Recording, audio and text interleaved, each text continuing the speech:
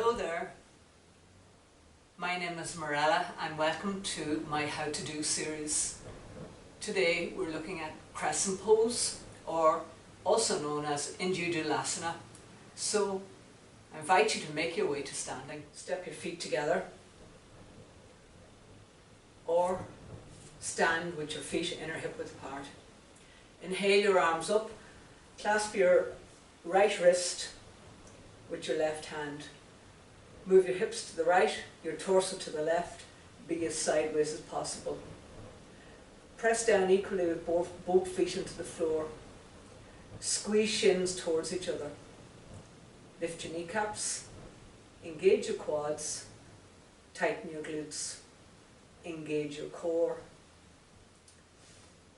Stretch your arm up, stretch through the tips of your fingers of your right hand.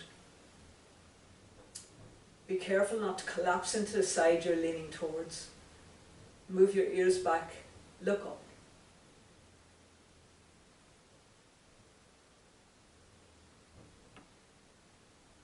Move your left shoulder back, your left hip back. Root down with your feet onto the floor. Inhale, come back up, release your wrist, arms by your sides. And that's how you do Crescent Pose.